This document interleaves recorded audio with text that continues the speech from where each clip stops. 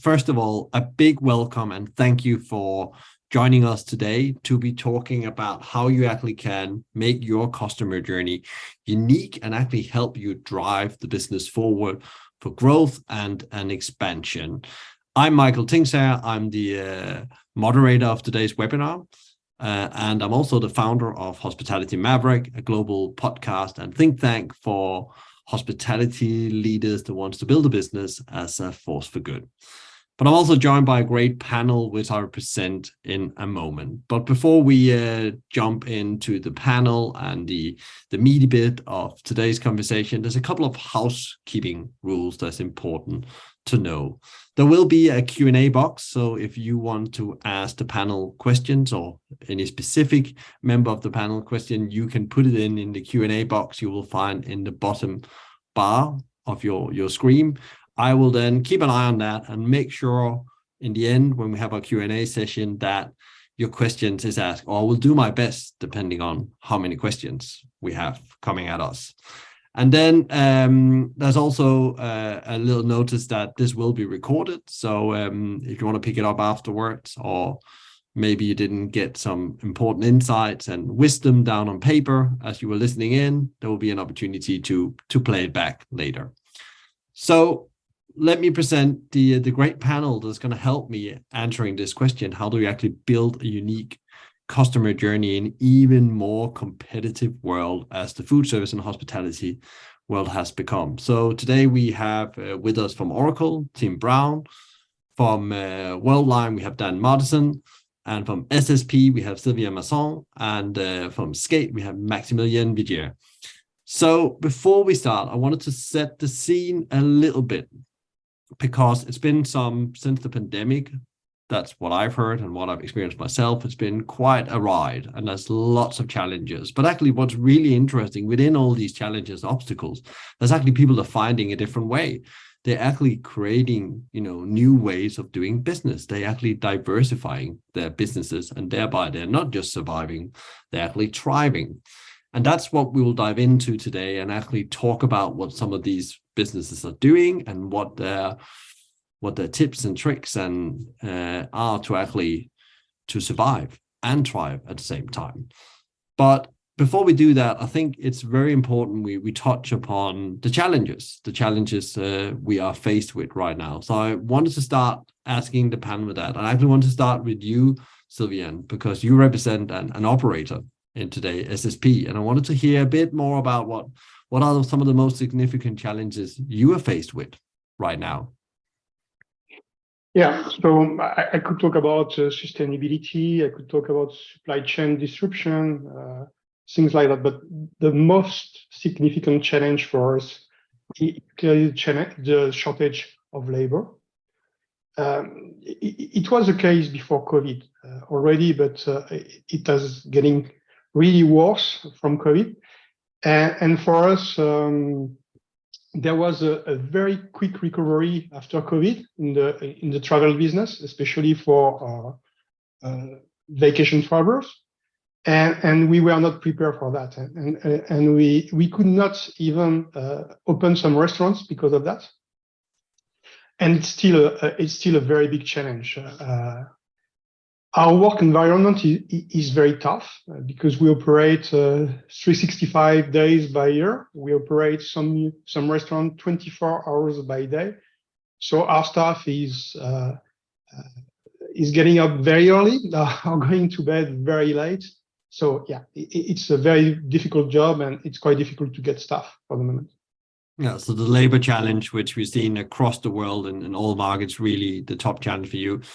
Tim, you work, I know, from previous conversation with lots of brands across global brands across the world. What are some of the challenges you hear as you're working with them? I think labour is obviously the one, and I won't labour on that, excuse the pun, but I think this second biggest challenge post-COVID is getting to know who the customers are, because we all went through from an on-premise business to an off-premise business. We all our customers sort of embraced delivery and collection and aggregators and delivery companies and et cetera globally.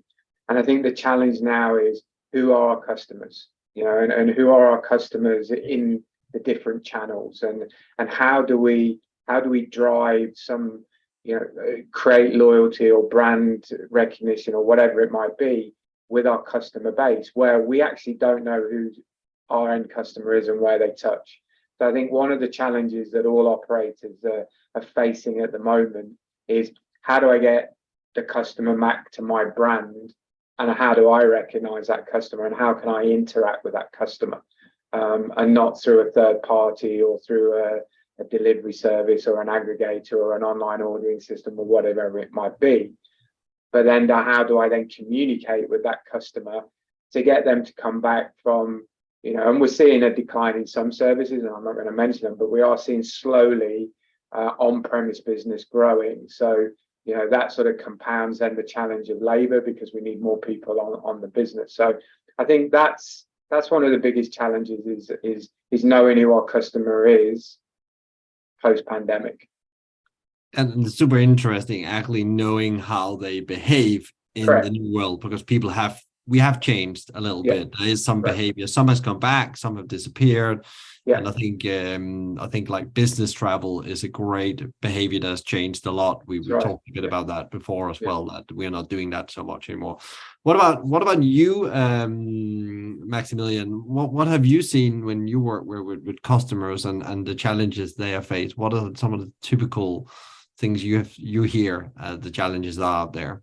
Yeah, well, I have to say I'm totally in line with Sylvain and Tim about the labor shortages, which is we don't have a single customer today that is not talking to us about this problem as being its main problem. But I would add to this that it is especially challenging in a time where the crisis has been very sudden.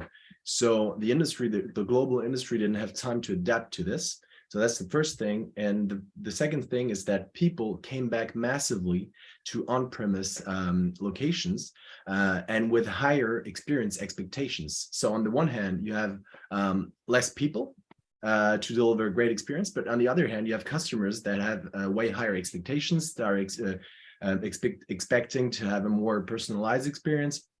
As Tim said, it's also important to understand who the customer is in order to deliver a better experience. But how does the food service industry do this? Well, in a time where labor is hard to find, to keep, that's. I think we totally agree on this matter.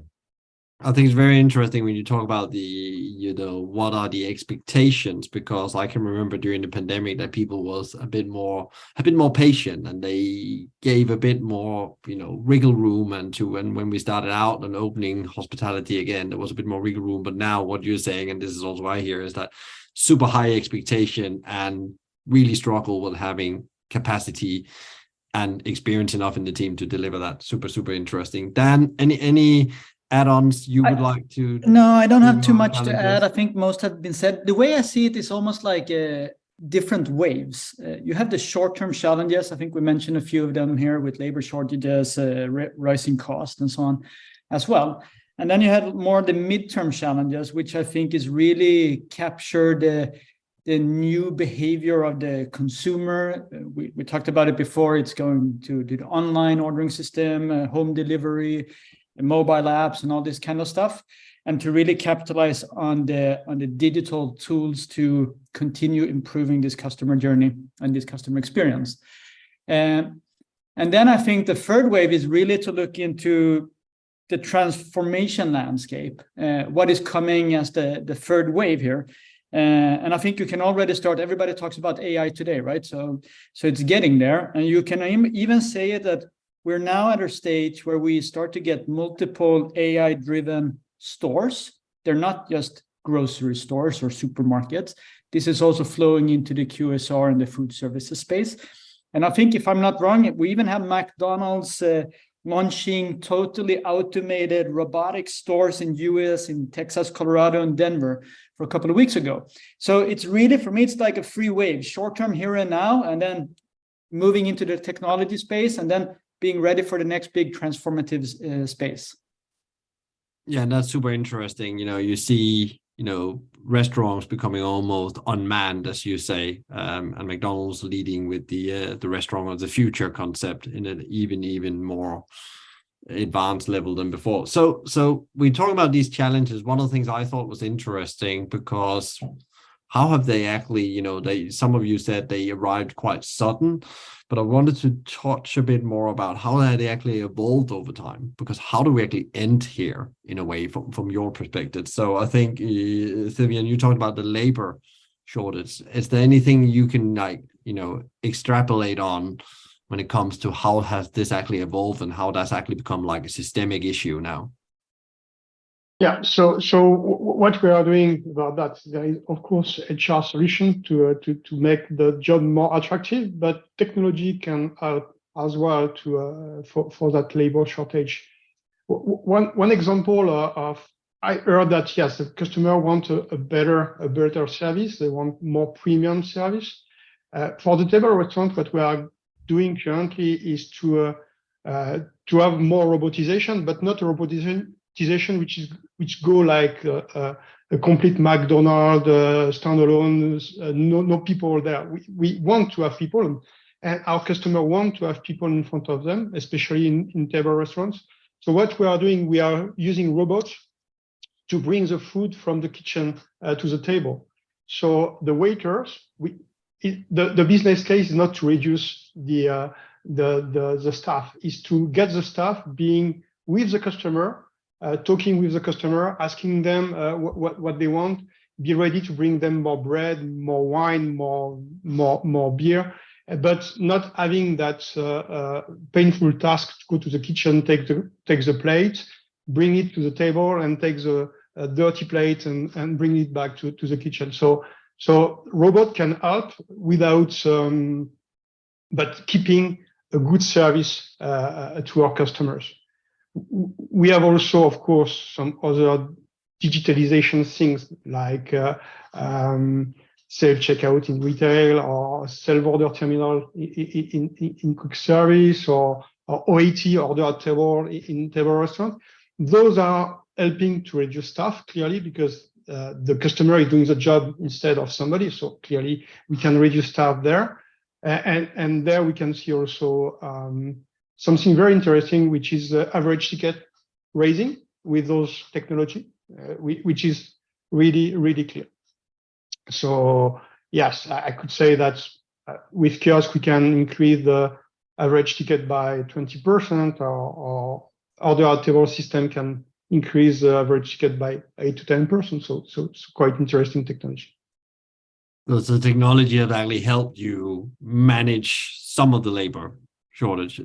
Tim, do you want to elaborate on the labor part as well, as you have seen how likely people have adapted to that and actually involved with that, or you want to stay with your knowing your customer? No, I think there's a really interesting thread here. Is before the pandemic, nobody really had a playbook of how to pivot, and the shutters came down on the day when the global lockdown happened, and really nobody had, I wouldn't say no one had a clue, but it was a really shock to the industry where, a pure on-premise business suddenly had to close the doors. And I've always said, and Michael, you and I have spoken about this in the past, is this industry is very resilient, and overnight it learned a new way of working, and it developed a playbook.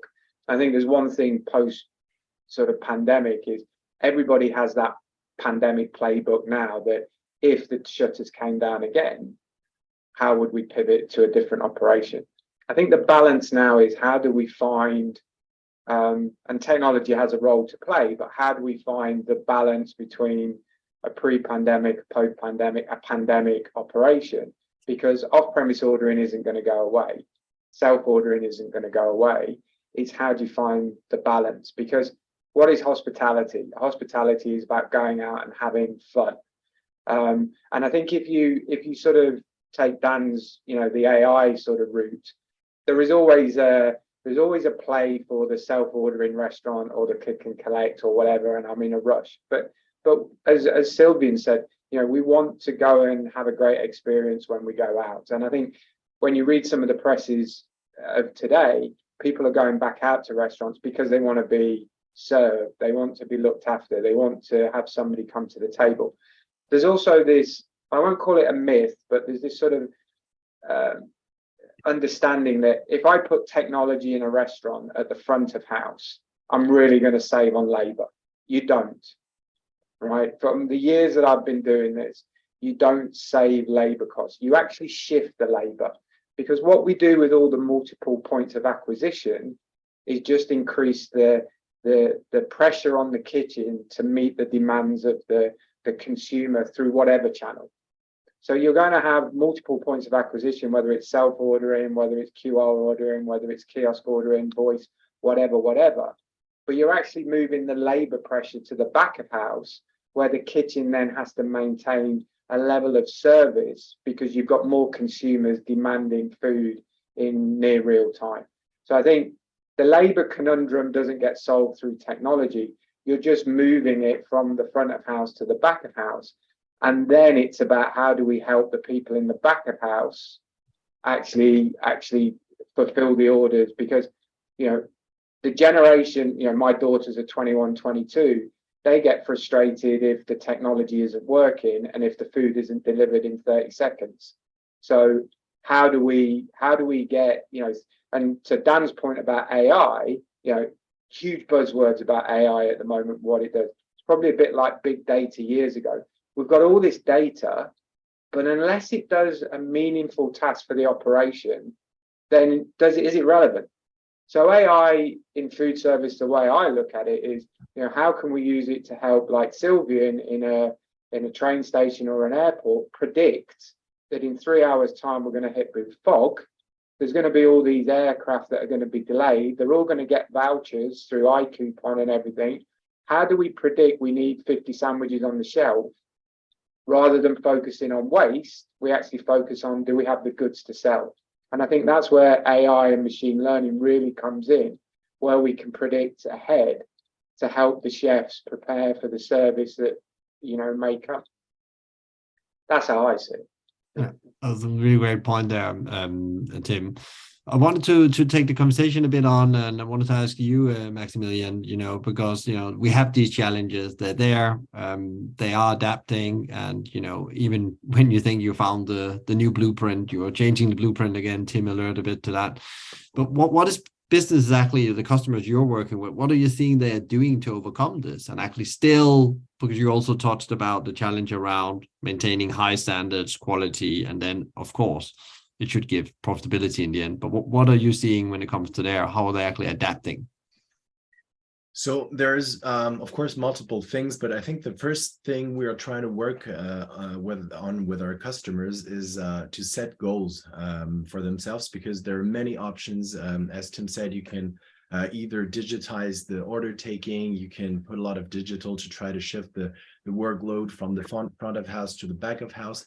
So the first thing is set goals. Do I want to increase the customer experience? Do I want to increase my production capacity? Do I want to increase my customer loyalty and customer return? So that would be the first thing, is first to understand what do I really want to achieve. And that drives, of course, profitability.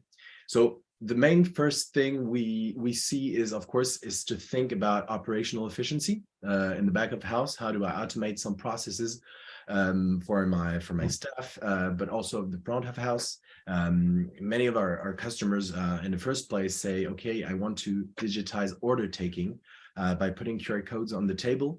So yeah, of course, this will reduce the time a staff, a waiter will spend taking orders from customers. So that is the first thing, and technology is great for that. But the second thing, and I would say this is maybe a great way to overcome these challenges in a global approach, is to focus on value, both on the customer side, but also on the employee side. And we see this more and more, is that venues and on-premise food service businesses should focus on how to deliver a great experience in terms of the offer, the menu, of course, the quality of the food. It has to also fit new habits, such as specific diets, but also the place where the customers will enjoy the food, that they can stay longer. One figure is that I think more than 95% of customers say that experience is the first spending factor. So this is really important. So investing on value for the customers will generate revenue. It gets high returns for the venues. And then the second part is focus on value for the staff and for the employees will value them. They can focus on counseling the customer. They can focus on explaining the menu, create a real human bond with the customers. And so this is, of course, great for the overall experience, but this will also help food service businesses keep staff, find new employees because they will have a better employer brand. And so, yeah, I think that's the main thing. And the last thing I would say is a good way to overcome these challenges is so it might be easy to say, but is to find ways to adapt more quickly to changing customer habits.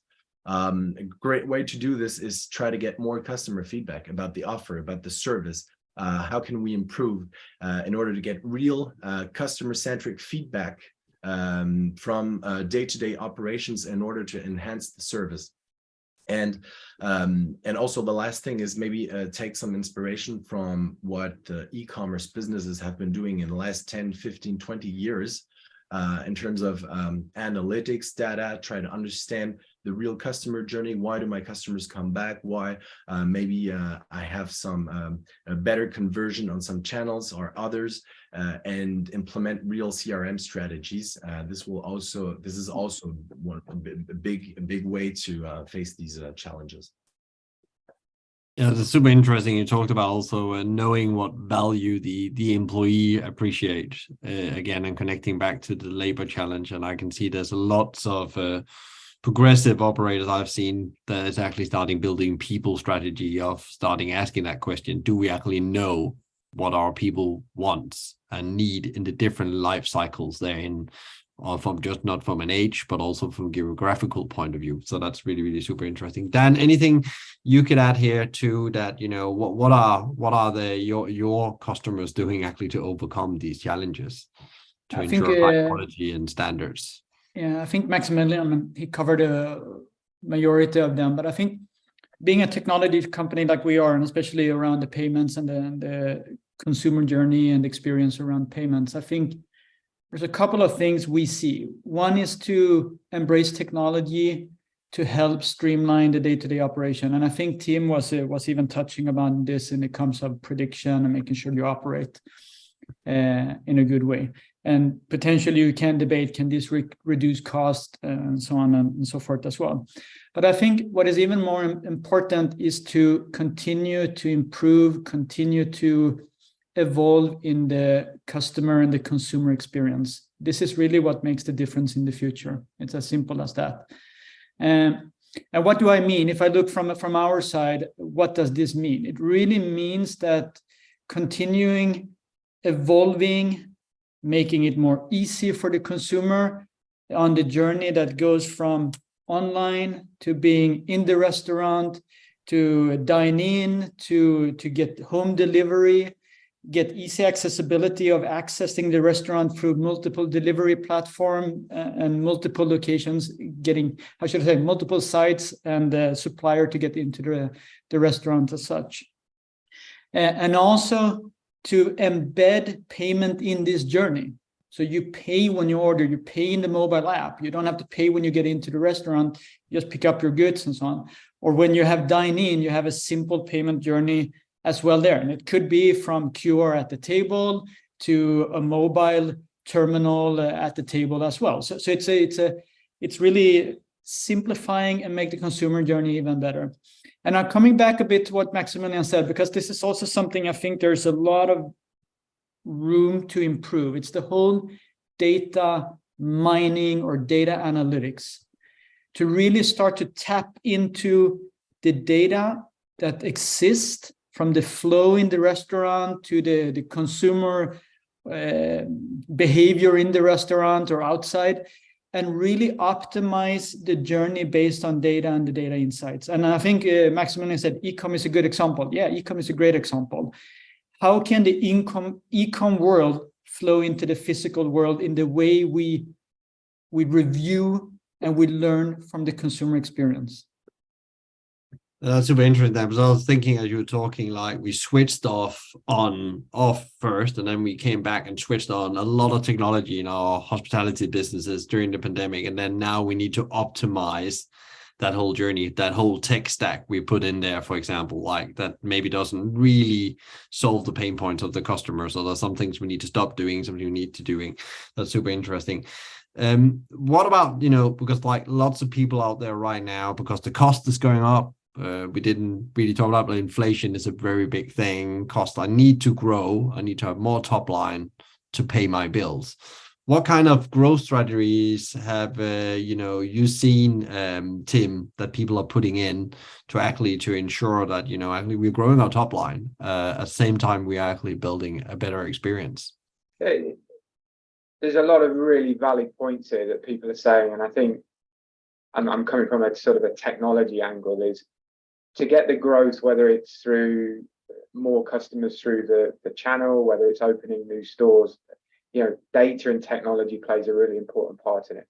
There's two things that I'd caution with sort of data is, as technologists, we have great ideas about how we could drill down and give all these stats. And I think there's a balance between data and analysis paralysis, because to get more people through the front door, we need to give great customer experience. So as technologists, we have to design solutions that are relevant to the people that work in the outlets, and it's meaningful in real time.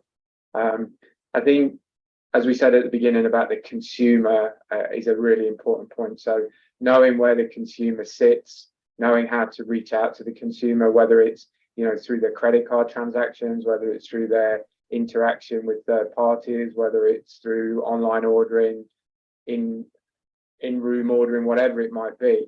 But I think, again, with the technology hat on, is we've got to make it simpler for people to expand at pace into different channels, into different environments, to pivot to different sort of service styles. And that's why we've got to be careful as operators, as technology companies, that we make sure that all the tech that people bring to the business actually is seamless. I can draw parallels back to the 90s when Windows first came out. So we went from proprietary systems, proprietary hardware, proprietary software to very open to today. Because when we went through that sort of Windows shift, everybody was building programs and solutions, and everyone, and I coined it at the time spaghetti topology.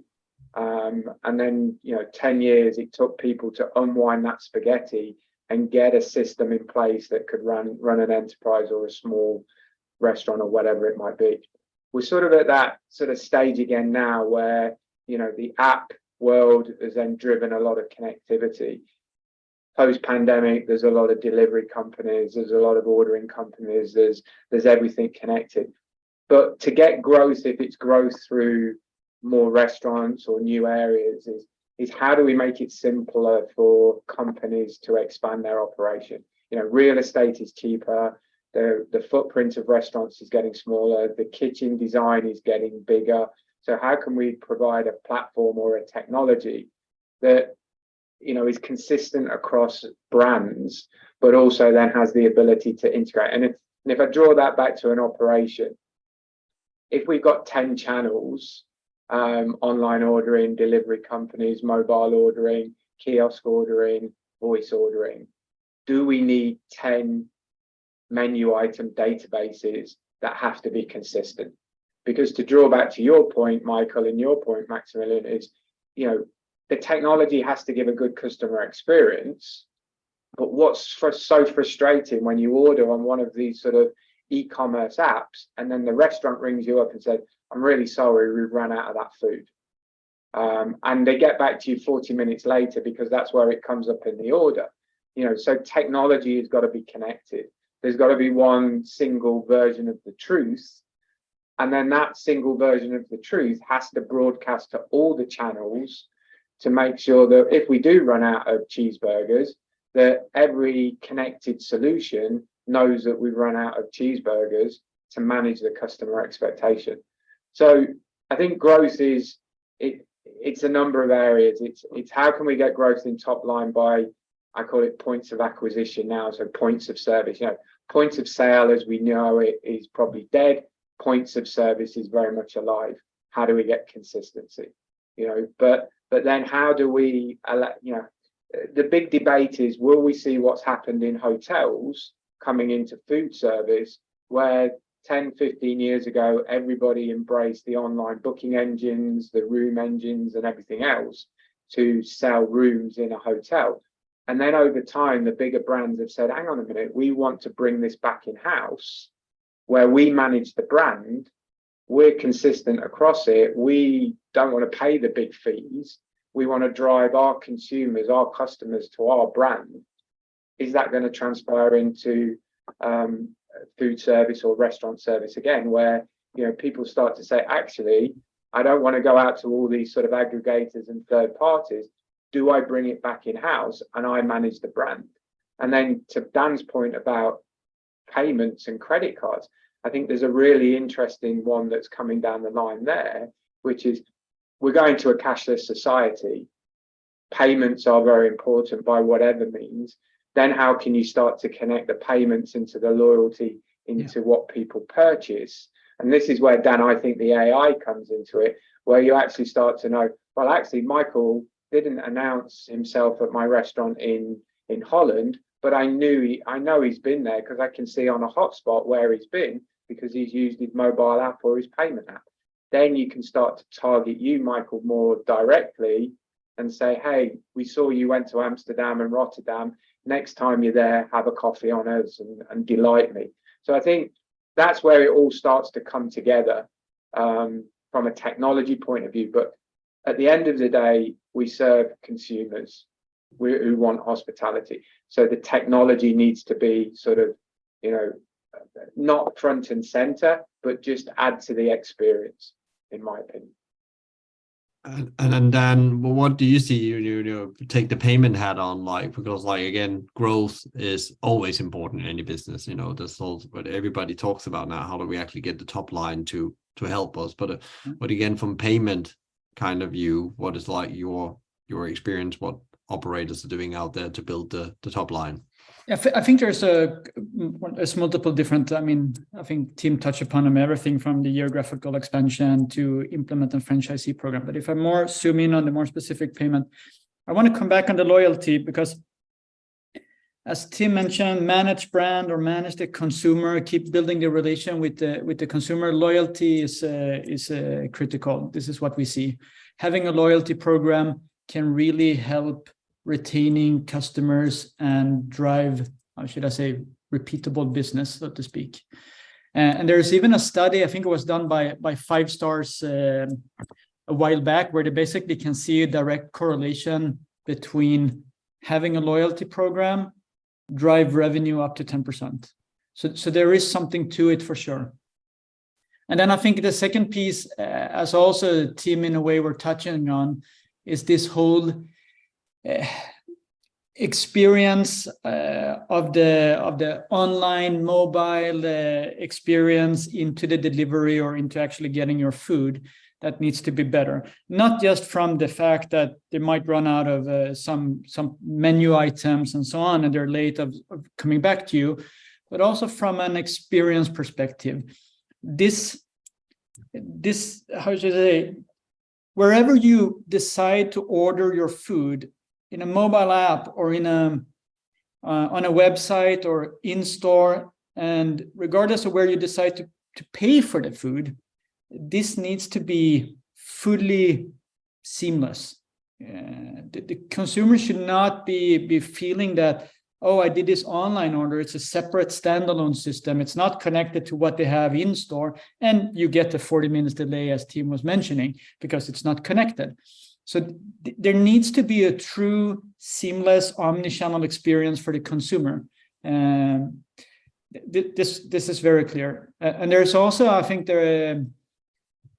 we see still an uptake in the online ordering, even after COVID and after the pandemic. This continues to grow, and I think it's probably also linked to generational shift and a change in buying behavior. So getting this seamless omni-channel, if that's what I should call it, experience, consumer experience, is critical.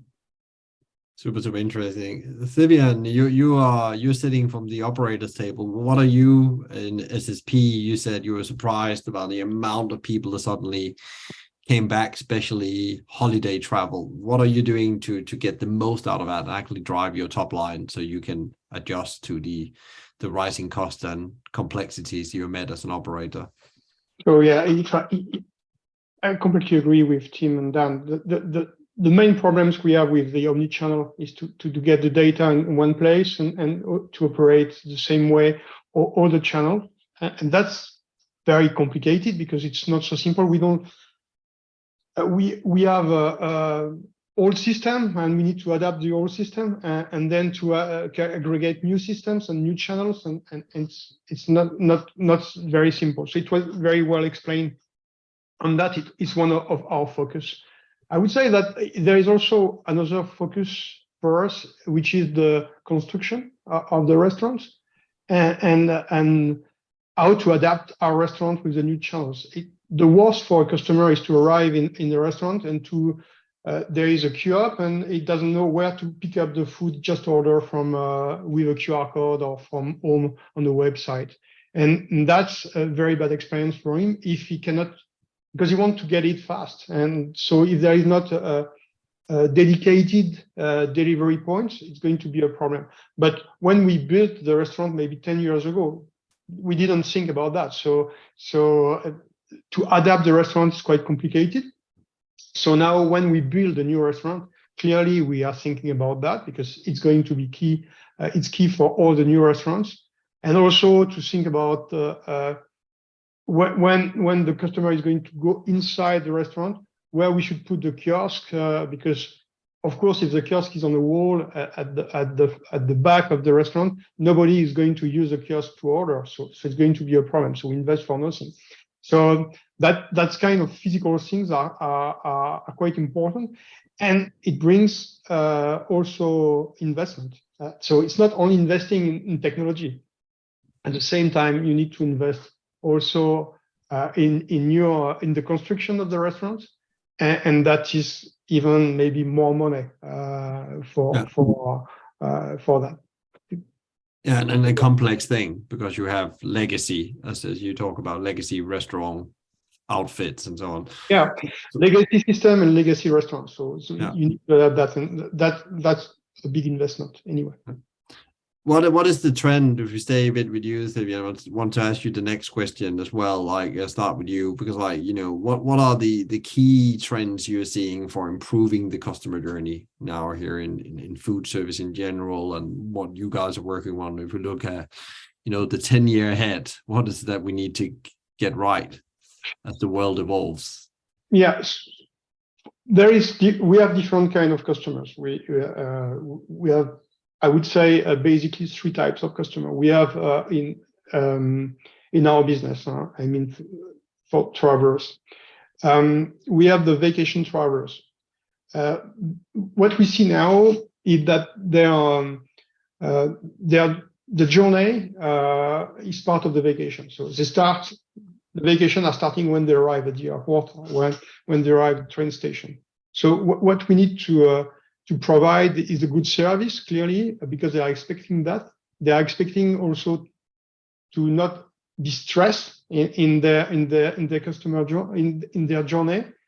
And what we need to bring is more comfort. Is like for technologies, like it's basic thing, but we need to think about that always, to have a screen where you can see if your flight is delayed, or which you sit on your chair and your table, you can see directly that information, because otherwise you need to get up and have a look and come back, and it's not comfortable. You need to have some space to put your luggage, because not to be stressed by if your luggage are still there or things like that. maybe have some space for the children. So really it's something we need to take care about, is really make finally be the best part of the journey, sitting in our restaurants. For business traveler, we mentioned that already. We see more premium demand. Clearly, they are traveling less. They can spend more money, and they really want to have a great food, good service, good experience. So we are also building maybe more restaurants with premium service for that. And for commuters, it's more about talking about quality, of course, because they want to take care about their food, to have a healthy food offer. And we talk about that also. Loyalty starts to be really something important to understand who are our customers, and also to make that come back to our restaurants. So yeah, that's something. And maybe something which is also important is that the customer were trained to use the technology during the COVID. For example, QR code before COVID was something strange. What is that? What can I do with a QR code? But after COVID, almost 100% of our customer, if we put a QR code there, they understand how to scan that. So we can use that. So it's quite, COVID was good for that. It trained our customer already to use the technology. And that's interesting. Exactly. QR code has become, really cool again, because they were not cool before the pandemic. That's really interesting. And then how you use that. Maximilian, any other thoughts for you on like what's going to happen with the customer journey, like, projecting 10 years ahead? What is like the focus on moving it forward? Well, from my perspective, and I'm really excited about this, because I think in the last, I cannot say how many years, but maybe in the beginning of in the 2010, there's been a rush to how do I make more immediate experiences, the rise of delivery and takeaway, people getting more from on-prem to off-prem experiences, venues, food service. It was all about online presence also at once. How do I get online? How do I get on Google? How do I make more customers come to my place? But now this has shifted from this to how do I not make sure that I am present online, but I have a good reputation? And this is about the experience I deliver on site. And so I think the shift, and this is especially true since the COVID, people want to get more back to real on-site physical experiences. And to us, what we see is that the food service industry is an on-premise business and an on-premise industry where you want to meet people, have on-site experiences. And I really think that the key trend is going back to have real life experiences.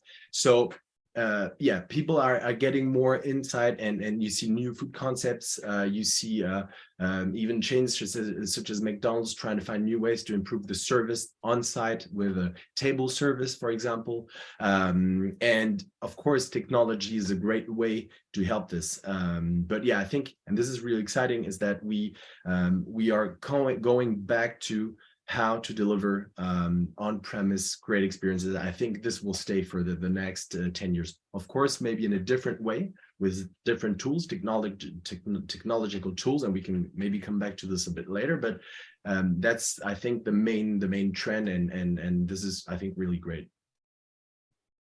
Yeah, and I think that's really interesting, because actually that lead into one of the last question. I wanted to start with you, Dan, because we call it innovation on technology.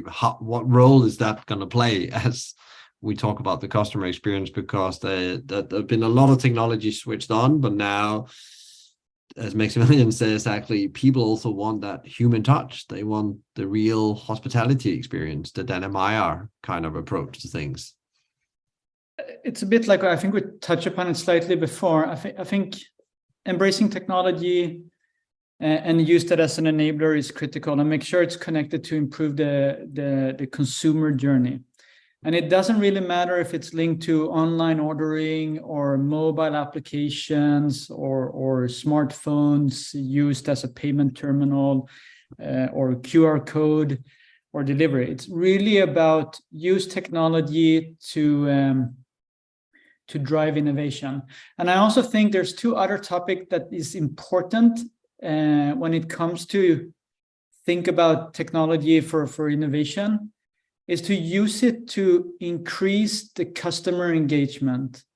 Today there is, I think Sylvain, he mentioned that loyalty is getting more and more important, and I think both myself and Tim talked about it as well, right?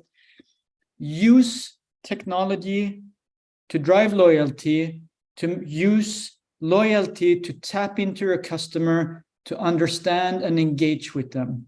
Make sure you know the customer, make sure you know how you should serve them, and use that insights to do personalization. And what I mean with personalization, not necessarily that you personalize the menus and so on. You could probably tailor it, but use it to drive campaigns, use it to drive personal promotions, so the individual have the feeling that they are getting seen, that they're getting benefit, and they will drive their loyalty and they will help you drive revenue. So for me, it's really use technology to drive innovation and make sure it's all about the consumer journey and make sure that you drive loyalty over this. Comes back to what Tim started, like really know your consumer and Right. what they want. Yep. Tim, would you want to add anything before we go to the Q&A on this and technology's role in driving innovation and improving the customer journey? Yeah, I'll come at it a slightly different angle because I don't want to just, I agree exactly what Max has said and what Dan said. But I think you've got to look at some of the periphery innovations that are coming down the stream that as well, that will then help, you know, all technologists improve what they're doing, whether it's a consumer journey, whether it's loyalty, whatever. If you think about the enhancements in communications that's going to happen in the next 5-10 years with 5G, 6G, which is on the slate, and the communications, you know, restaurant without wires is going to be a thing of the norm. You know, we're not going to have connected kit in restaurants. We're just going to have, you know, IoT connected devices, whether it's a kiosk, whether it's a printer, whether it's a screen, or whether it's fridges or everything else. So I think communications and the advent of 5G and 6G is really going to drive how we connect things in the future in the restaurant. I think loyalty in our food service sector is going to go through a redefinition over the next 18 months. I think if you look at how it's come from sort of many years ago, where it was the coupon brigade and the discount brigade, I think now post-pandemic, and Dan touched on this with payments as well, is how do we recognize in real time? So when you think about comms and recognition, is the holy grail has always been, as I walk into one of Sylvian's outlets in an airport around the world, how do they know that it's Tim Brown coming up to the counter in one of their Starbucks or Ritazzas, and they have the coffee that I always order ready for me without even me announcing myself? You know, it's a bit scary because, you know, facial recognition and cameras and everything else, but will we just accept it? You know, 10 years ago, everyone's saying that we put our social media and everything online, is everyone's, oh, would we do it? 10 years on, will facial recognition just be part of the play? You know, so if you think of Dan's world, where, you know, facial recognition in payments now for validation is becoming, you know, the norm, where if you're paying somebody on an e-com app or something like that, you use your face to validate that it is you that's doing it. What's to stop that being part of the consumer recognition journey? So will cameras be on kiosks? They are today. If you go into retail stores now where you do self-checkout, they film you, you know. So I think there's a couple of things in those areas. And I think at the end of the day, technologists have to make it simple. So we can have all the tech, all the gadgetry, all the whiz-bang features in the world, but we've got to realize that we've got to make it simple for operators to install, train, manage, support over not just one location, multiple locations, multiple countries, and then provide the data back. And then with data, make sure that the tools that analyze the data are actually relevant to the role of the person that's looking at it. So data for a business analyst that's looking at trends, different set of data. An operator in an airport outlet looking at how his labor's going against his sales so he can make decisions. Make it simple and relevant and important. And then I just want to come back to the employee conundrum and how do we make our industry more attractive. I think one of the big changes that's going to come over the next few years is how do we put the tech in the hands of the next generation of employees on our business to make it more user-friendly on how the younger generation today use mobile phones. You know, how does the gig economy come into Sylvian's restaurant business where people can pick and choose their shifts? He might offer premium shifts. He might offer a higher rate for shifts that he's got no coverage. How can students draw down their salary, which is available today, but it becomes the norm that you get paid on the day of your shift? This is where technology has a play to make the industry more attractive. And I think we can look 10 years down the track and we'll have robots serving food and chefs in the kitchen and this, that, and the other and what have you. But in the near term, how do we make technology relevant, simple to use, and provide what we need to manage and run our businesses? Super, super interesting, Tim. So we have a couple of questions coming in. I want to actually start taking the conversation today because that's some really, really good questions. And the first one is around profitability. And it has and is always a topic of concern in a food service operation. But where should companies spend their tech budget? Front of house or back of house? I don't know who would be best. Maybe Sylvian, you want to give an answer to that? You're sitting with those decisions all the time, I could imagine. I think we have focused a lot on front of house, and now we need to focus more on back of house because it was really having more channels. But now what we are seeing is that in the back of house, yes, you can put 15 kiosks in a BK unit. If you don't have the kitchen to make the burgers, you are going to have a big problem. So anyway, predict what Tim said is very important for us now. It's predict when the customer are going to be there, have the staff to prepare the food, and also advise the customer that the food is going to be ready in 5, 10, or 15 minutes. So because the frustration can be, I order something, I pay for something, and then I wait, and then I have my flight or my train, and I'm not happy with my experience. So if I know that it's going to be 10 minutes or 15 minutes, it's good. So I would say we have been investing a lot in front of house. Now we need to invest more in back of house. That's super interesting. Any others on the panel that wanted to add anything to that? I think so. I think Max mentioned that, and we know this from anecdotal information, that if you have a good consumer experience and you have a multi-channel operation, your sales will go up 10% and your average ticket price will go up 10%. But Sylvian's spot on is we can have a multi-channel operation, but you've got to have, we live in a just-in-time consumer now. So we have to make sure that the kitchen capacity planning management tools, whatever it might be, it keeps pace with the front of house technology. So to answer the question, I think everybody should invest in front of house technology because acquisition is important.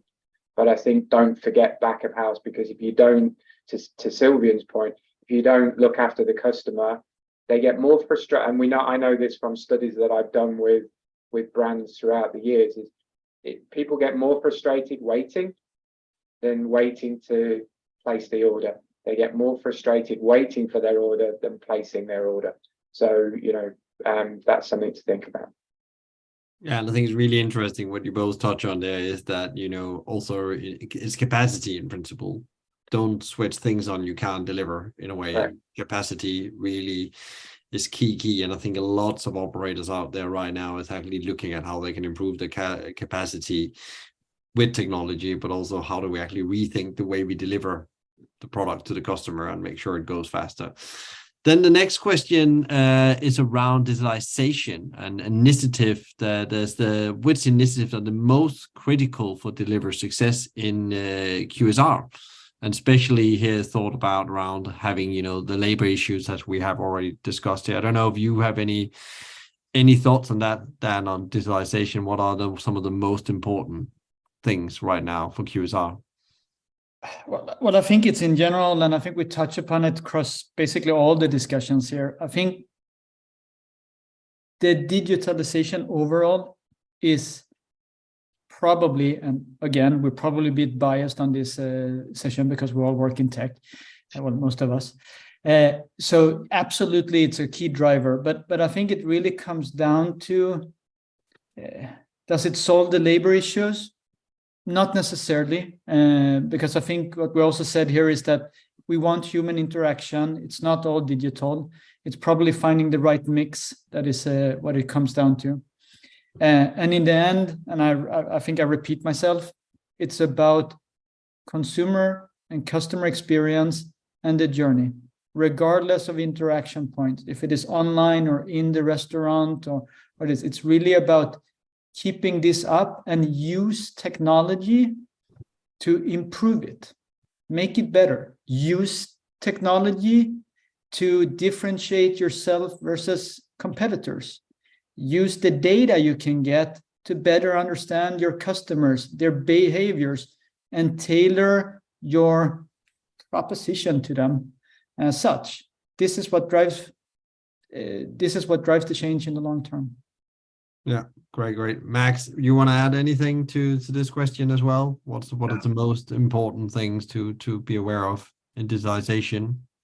Yeah, I totally agree with Dan, and I think the biggest challenge is here. The challenge here is that we put digital into a physical world, so we need to understand how to bridge the gap, but in a smart way. It doesn't have to be too disruptive. Maybe we can have flying robots tomorrow delivering food and things maybe in 20, 30 years, but we have to stay real about what the customers really expect. And so this is a big challenge because you have to take what's good in the digital and also make it really seamless, as Tim said. And what we believe in is that a great way to do this is that most customers, if not every customer in the world, has a great display system right in their pocket, and that's a smartphone. But it has to get done right. It has to be really seamlessly connected to the back office tools because, well, as Tim said before, if the cheeseburger is not available and the customer will order it, they will have a big frustration. It has also to be quite customized. I think, and Dan, you mentioned it, it's about differentiation. Venues and restaurants are looking for ways to differentiate from others, deliver great experience. So if I have a non-branded app that looks the same at every location, I think we're quite off the goal. So I think it's about implementing seamless solutions that really drive results for the customers and for the operations, that can also be really customizable, because it's not about having something just a cold experience, and that will be able to evolve depending on the changing customer habits, and the technology also is changing. If new payment methods arise, then the technology has to follow and has to be able to adapt to new payment methods, or maybe a new dietary menus and things like that. So flexibility is also a big challenge to make the digital really worth it in the physical world. Right. Unfortunately, we're running out of time. There keep on coming questions in here. So I don't know if I can ask the panel if people are allowed to reach out to you afterwards, if they have individual questions they want to have answered and where you want to dive into some of the things you said. That would be great. I guess they can find you on LinkedIn. You can just nod and they can find you on LinkedIn. No and answer the question. So thank you so much for joining us today, everyone out there. And thank you to the panel for all your great advice and insights for the audience today. We will, as we said, we will send out the recording afterwards. And if there's any question, as we just agreed, you're free to reach out to the panel directly. So yeah, the key learnings are that, you know, we are going through a transformation, lots of change, especially around how customers want to be served. So we really need to understand them. Technology can be part of the solution, but also need to remember the physical environment. And then, of course, we need to remember the employee experience and also be able to deliver capacity when the customers are ordering through the multi-channels they have available now. So thank you so much, everyone, for joining us today. We send you power and energy for a great rest of the day. Thank you. Thank you. Thank you. Bye.